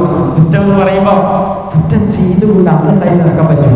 ഇപ്പോഴത്തെ ട്രെൻഡ് കള്ളു കുടിച്ചുകൊണ്ട് കള്ളു കുടിക്കുന്നവർ വലിയ ആളാണെന്നൊക്കെ വിചാരിക്കുന്ന രൂപത്തിലുള്ള ഫിലിം മെന്റാലിറ്റി ഒരു ധാരണയാണ്. കള്ളു കുടിക്കുക, വീടി വലിക്കുക, ഈ ഒരു സംസ്കാരം അന്തസ്സിന്റെ ഒരു അടയാളമാണെന്ന് വിചാരിക്കാം. അതൊരു തെറ്റാണെന്നാണ് ഇസ്ലാം ആദ്യം ബോധ്യപ്പെടുത്തിയത്. അത് തെറ്റാണ് ഇസ്ലാം ആദ്യം ബോധ്യപ്പെടുത്തിയത് കൂടിയിട്ട് കുറെ ആളുകൾക്ക് തെറ്റാണ് ഒഴിവാക്കണമെന്ന് തോന്നി. എന്നാൽ കുറെ കാലങ്ങൾക്ക് ശേഷം തെറ്റാണ് എന്ന് ബോധ്യപ്പെടുത്തിയിട്ടുണ്ടെങ്കിൽ പിന്നെ എന്ത് ചെയ്യണം? അതിനെ ഇബാദത്തിലേക്ക് കൊണ്ടുവരാൻ പാടില്ല. ചിലപ്പോൾ ചിലർ കണ്ടുപിടിക്കും, ചിലർക്ക് ഭർത്താവിലേക്ക് കുറവായിരിക്കും. അപ്പം മത്തില്ലാത്ത കള്ളു കുടിക്കാൻ പറ്റും? ഉസ്താദിനെ ചോദിക്കേണ്ട. കള്ളു തന്നെയാണ്. കള്ളുകൊണ്ട് എന്ത് ലഹരിയാണ് നിങ്ങൾ പ്രതീക്ഷിക്കുന്നത്? അത് എപ്പോഴെങ്കിലും കിട്ടും. ശാരീരിക പ്രകൃതി പ്രകാരം ചിലക്ക് ഇത് കുറവേക്കാൻ, ലഹരി കുറവേക്കാൻ, ചിലർക്ക് ചെറിയൊരു ലഹരിയുള്ള എന്തായാലും മറ്റുണ്ടാക്കുന്നത്. അങ്ങനെ തെറ്റാണ് എന്ന് ബോധ്യപ്പെടുത്തിയ ശേഷം ഇസ്ലാം പഠിപ്പിക്കുന്നത് എന്താണെന്നറിയുമോ? നിസ്കരിക്കുന്ന സമയത്ത് നിങ്ങൾ ഒരിക്കലും കണ്ടുപിടിക്കല്ല കേട്ടോ. മൊത്തത്തിൽ കണ്ടുപിടിക്കരുന്നില്ല. നിസ്കരിക്കുന്ന സമയത്ത് കാരണം എന്താണ്? സ്വഭാവങ്ങളൊക്കെ അന്നും ഒരു ആചാരമുണ്ടായിരുന്നു. കണ്ടുപിടി എന്ന് പറയുമ്പോൾ പൂർണ്ണമായി നിർവചിച്ചില്ലല്ലോ. നിസ്കരിക്കുന്നതിന് തൊട്ടുമുമ്പതേയും കുറച്ച് കണ്ടുപിടിച്ചാൽ പള്ളിയിൽ വരും. സ്വഭാവങ്ങൾ മസ്ജിദിലേക്ക് വരും. എന്നിട്ട് നിസ്കരിക്കുമ്പോൾ സ്വഭാവങ്ങൾ യാസീൻ ഓടിക്കാണ്ട് സൂറത്തുൽ മുൽക്കിൽ കൊടുക്കും. ഫാത്തിഹ ഓടിയിട്ട് സൂറത്തുൽ നദീനാണ് പിന്നെ കിട്ടണില്ല. കണ്ണിന്റെ മത്തോട്ട് കിട്ടുന്നില്ല. അത് ബോധ്യപ്പെട്ടപ്പോൾ ആ ഒരു പഠിത്തം വെച്ചുകൊണ്ട് കാരണം നിസ്കരിക്കുന്ന മനുഷ്യൻ നിസ്കരിക്കുന്ന സമയത്ത് ഒരിക്കലും കണ്ണുപിടിച്ചു വരാൻ പറ്റാത്ത. അങ്ങനെ നിസ്കാരത്തിൽ കണ്ണ് നിരോധിക്കപ്പെട്ടു. നിസ്കരിക്കുന്ന സമയത്ത് ഒരിക്കലും പറ്റൂല എന്ന് പറഞ്ഞുകൊണ്ട് നിസ്കാരത്തിന് പള്ളിവാക്കിയാൽ ഇത്രയും ലഹരി മൊത്തം പിടിച്ചാല് നിസ്കാരത്തിന്റെ സമയത്ത് ഒഴിവാക്കാൻ പറ്റുന്നുണ്ടെങ്കിൽ മറ്റുള്ള സമയത്ത് പതുക്കെ ഒഴിവാക്കാൻ പറ്റും. നോമ്പ് കാലത്ത് നിങ്ങൾക്ക് ബീഡി വലിക്കാതിരിക്കാൻ പറ്റുന്നുണ്ടെങ്കിൽ, വെറ്റില മുറുക്കാതിരിക്കാൻ പറ്റുന്നുണ്ടെങ്കിൽ നിങ്ങൾക്ക് ആ ശീലം ഒഴിവാക്കാൻ പറ്റുമെന്നർത്ഥം. അമിതമായിട്ട് ഭക്ഷണം കഴിക്കുക, ഹോട്ടലിലൊക്കെ പോയിട്ട് ഇങ്ങനെ ഫാസ്റ്റ് ഫുഡ് എപ്പോഴും കഴിക്കുന്ന വിഷയം, എപ്പോഴും ഫാസ്റ്റ് ഫുഡ് കഴിക്കുന്ന ആളാണെങ്കിൽ ഒന്നാലോചിച്ച് നിർത്താൻ പറ്റുന്നില്ലെങ്കിൽ നോമ്പ് കാലത്ത് നമുക്ക് അത് കഴിക്കാതെ ഏകദേശം ഒരു 12-13 മണിക്കൂർ നിൽക്കാൻ പറ്റിയിട്ടുണ്ടെങ്കിൽ നമുക്ക് നോക്കാൻ പറ്റും. ശരീരത്ത് അങ്ങനെയാണ് ഘട്ടം ഘട്ടമായിട്ട് ശരീരത്തിൽ കള്ളിനെ ഒഴിവാക്കണം. നിങ്ങൾക്ക് നിസ്കാരത്തിന്റെ സമയത്ത് അത്രക്കും ഇഷ്ടപ്പെട്ട കള്ള് ഒഴിവാക്കാൻ പറ്റുന്നുണ്ടെങ്കിൽ നിങ്ങൾക്ക് ജീവിതത്തിൽ നിന്ന് പൂർണ്ണമായിട്ട് മാറ്റാൻ പറ്റും. ഈ അധ്യാപനത്തിന് ശേഷം 3-ാം ഘട്ടമുണ്ട്. ആ 3-ാം ഘട്ടത്തിൽ പറയുന്നത് കള്ള് പൂർണ്ണമായിട്ട് ഒഴിവാക്കണം. يا أيها الذين آمنوا إنما الخمر والميسر والأنصاب رجس من أزلام رجس من عمل الشيطان. പ്രിയപ്പെട്ട വിശ്വാസികളെ, ഇതൊക്കെ ശൈത്താനിന്റെ വിനോദമാണ്. ശൈത്താൻ ചെയ്യുന്ന കാര്യമാണ്. ശൈത്താൻ ഒരു നല്ല കാര്യം ചെയ്യില്ല. ശൈത്താൻ വേറെ തോന്നിപ്പിച്ചു തരുന്നുണ്ടെങ്കിൽ അത് ഹറാമാണ്, തെറ്റാണ്. അതുകൊണ്ട് ശൈത്താൻ തോന്നിപ്പിക്കുന്നുണ്ടെങ്കിൽ, ശൈത്താൻ നിങ്ങൾക്ക് അങ്ങനെ തോന്നിപ്പിക്കുന്നുണ്ടെങ്കിൽ, മതം പഠിക്കുമ്പോ മദ്രസ പഠിക്കുമ്പോ മദ്രസല്ല ഹൈർ, നിങ്ങൾക്ക് ട്യൂഷനിൽ പോയിട്ടുള്ള ഒരു പഠനമാണ് ഹൈർ എന്ന് തോന്നുന്നുണ്ടെങ്കിൽ മനസ്സിലാക്കിക്കൊള്ളുന്ന ശൈത്താൻ വേദനയാണ്. അതിനകത്ത് ട്യൂഷന് പോകേണ്ടതല്ല, മദ്രസ ഒഴിവാക്കിയിട്ട് ദീന് മുഖ്യമല്ല എന്ന് നിങ്ങൾക്ക് എപ്പോഴെങ്കിലും തോന്നിയിട്ടുണ്ടെങ്കിൽ, കല്യാണത്തിന്റെ സമയത്ത് വധുവാകട്ടെ വരനാവട്ടെ മേക്കപ്പ് ഇട്ടതല്ലേ, അതുകൊണ്ട് വിചാരം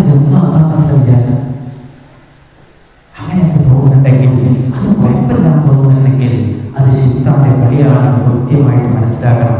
അല്ലാഹു ചെയ്യട്ടെ. എന്നിട്ട് വിശുദ്ധമായ ഖുർആൻ പഠിപ്പിക്കുന്നത് ഇതാണ്. നിങ്ങൾ പറയാം, മൂന്നാമത്തെ ഘട്ടമായിട്ട് ഇസ്ലാം, വിശുദ്ധമായ ഇസ്ലാം കള്ള് എന്ന് പറയുന്ന ലഹരി എങ്ങനെയാണ്?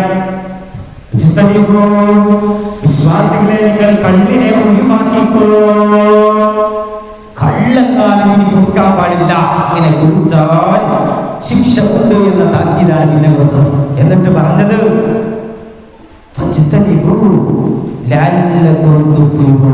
എന്നാലേ നിങ്ങൾക്ക് വിജയിയാകാൻ പറ്റൂ. വിജയിയാകണമെങ്കിൽ നമുക്ക് എന്ത് ചെയ്യണം? കണ്ടുപോലത്തെ ലഹരി ഒഴിവാക്കാം. ലഹരിയിൽ നിങ്ങൾക്ക് സന്തോഷമുണ്ടാകാൻ പാടില്ല. സ്വയം നശിക്കാൻ പാടില്ല. പ്രിയപ്പെട്ടവരെ, നിങ്ങൾ നശിക്കാൻ പാടില്ല. നിങ്ങൾ ചെയ്ത കാരണത്താൽ ഒരിക്കലും നശിക്കാൻ പാടില്ല. ഭൗതിക ശാസ്ത്ര വൈദ്യശാലകൾ അടക്കം പറയുന്നുണ്ട്, കള്ള് കുടിച്ചാൽ കരളൊട്ടി പോകും, പിടി വലിച്ചാൽ അത് ഹൃദയത്തെ ബാധിക്കും, ശ്വാസകോശത്തെ ബാധിക്കും. ഇതൊക്കെ പറഞ്ഞു തരുന്നുണ്ട്. ഇങ്ങനെ നാശത്തിലേക്ക് നിങ്ങൾ സ്വമേധയാ പോകല്ലേ എന്ന് വിശുദ്ധമായ ഖുർആൻ പറയുന്നുണ്ട്. അതുകൊണ്ട് ലഹരി ശ്രദ്ധിക്കണം. ലഹരി മാറ്റിയെടുക്കാൻ പറ്റുന്ന ദുസ്വഭാവമാണ്, ദുശീലമാണ്. മാറ്റിയെടുക്കണമെങ്കിൽ മഹല്ല് സംവിധാനങ്ങൾ കൈകോർത്ത് നിൽക്കണം. മഹല്ല് സംവിധാനങ്ങൾ ഘട്ടഘട്ടമായി കൈകോർത്ത് നിൽക്കണം. അതിന് വേണ്ടി എന്തും ചെയ്യണം. കാരണം വിശുദ്ധമായ ഖുർആൻ പറഞ്ഞാൽ അപ്പോൾ പ്രശ്നമുള്ളൂ. ഒരു പഴഞ്ചൻ നിയമം എന്നൊക്കെ പറഞ്ഞുകൊണ്ട് ചവിട്ടുകൊണ്ടിലേക്ക് വിശുദ്ധമായ ഖുർആനെ വലിച്ചെറിയുന്ന കാലത്ത് ഇസ്ലാം നിരോധിച്ച കാര്യങ്ങളിലേക്ക് ഭൗതിക ചിന്തകൾ വരികയാണ്. എന്താ പറഞ്ഞത്? മുഖം മറച്ച് നടക്കുന്ന സ്ത്രീ, എത്രയോ പഴഞ്ചൻ സംസ്കാരമായ മുഹമ്മദ് നബി സല്ലല്ലാഹു അലൈഹി വസല്ലം തങ്ങൾ കൊണ്ടുവന്ന നിഖാബ്, ഹിജാബ് എന്ന് പറയുന്ന മോശം സംവിധാനമാണെന്നൊക്കെ പറഞ്ഞുകൊണ്ട് മുഖം മറച്ച് നടക്കുന്ന സ്ത്രീ സംസ്കാരമില്ലാത്തവളാണ്, അവൾക്ക് ആധുനിക കാലഘട്ടത്തിൽ ജീവിക്കാൻ അറിയില്ല എന്നൊക്കെ പറഞ്ഞ് കളിയാക്കിയപ്പോ എല്ലാവരും മാസ്ക് ധരിച്ച് നടക്കാൻ പറയുന്നത്. മാസ്ക് ധരിച്ചപ്പോ പിന്നെ അങ്ങനത്തെ വർത്താനം, അവൻ മുഖം മറച്ച് നടക്കാതെ മോശം. അപ്പൊ മുഖം മറച്ച് നടക്കുക എന്നുള്ളത് അതൊരു പഴഞ്ച സംസ്കാരം അല്ലാതെ ഓടിപ്പെട്ടിക്കൊണ്ട് പിന്നെ മാസ്കായി, മാസ്കിന് ഊരെടുത്തു, മാസ്ക് ഇട്ട് മാസ്ക് ഫാഷനായി, തോളുള്ള മാസ്ക് വരാൻ തുടങ്ങി, നരങ്ങൾ വരാൻ തുടങ്ങി, വസ്ത്രത്തിനകത്ത് മാസ്ക് വരാൻ തുടങ്ങി. മാസ്ക് ധരിക്കുമ്പോഴില്ലാത്ത പ്രത്യേകതരം ഒരു ഇതെന്താ നിക്കാഹ് ധരിക്കുന്ന പെണ്ണുങ്ങളെ കാണുന്നു. അതുകൊണ്ട് വിശുദ്ധമായ ഖുർആനിന്റെ അധ്യാപനം ഘട്ടം ഘട്ടമായിട്ട് എല്ലാത്തിനെയും നിരോധിക്കുക എന്നതാണ്. ഒന്നും ചെയ്യാൻ കഴിയില്ല എന്ന് തോന്നുന്ന സമയത്ത് ഹജ്ജ് ഉംറയൊക്കെ മക്കയിൽ വെച്ചിട്ടില്ല, ഹിജ്റയ്ക്ക് ശേഷമാണ് തുറന്നുമാക്കപ്പെട്ടത്. സാഹചര്യം നോക്കിയിട്ട് ഇസ്ലാം എല്ലാത്തിനെയും കൈകാര്യം ചെയ്തിട്ടുണ്ട്. വിശേഷ ലഹരിക്കെതിരെ നമ്മുടെ വിജയിക്കണം.